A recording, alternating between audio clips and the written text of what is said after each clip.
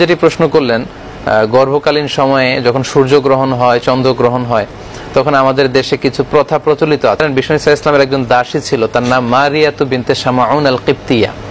খাদিজার গর্ভে বিষ্ণু ইসলামের সব সন্তানরা এসেছে, একটা সন্তান ছাড়া, সেটা তার নাম হচ্ছে ইব্রাহিম।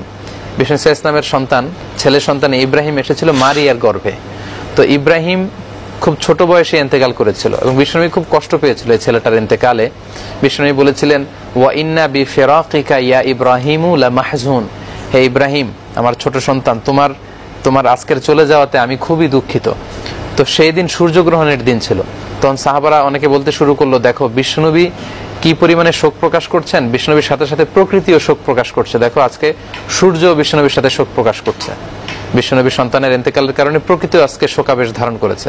এই কথা শুনে বিষ্ণুনবী একটা সমাবেশ ডাকলেন এবং বললেন যে তোমরা কে কে এই কথাটি বলেছো, তোমরা আসলে ভুল বলেছ। কারণ চন্দ্র সূর্যের একটা ঘূর্ণয়মান প্রক্রিয়া আছে এবং সেটা আল্লাহর আদেশে ওই ঘূর্ণয়মান প্রক্রিয়াতেই চলবে। এটা আগে পরে কখনো যাবেও না, আগে পরে চলবেও না। আজকে আমার ছেলে ইব্রাহিম মৃত্যুবরণ করলেও সূর্যগ্রহণ হতো, আমার ছেলে ইব্রাহিম মৃত্যুবরণ না করলেও আজকে সূর্যগ্রহণ হতো। তো এই জাতীয় কুসংস্কারকে বিষ্ণু ইসলাম কিন্তু কখনোই প্রশ্রয় দেন এবং এগুলোর সাথে ইসলামের কোনো সম্পর্ক নেই। জি, আমরা অনেক কুসংস্কার থেকে আমরা যাতে বাঁচতে পারি সেই চেষ্টা কিন্তু আমাদের প্রত্যেকেরই করা উচিত।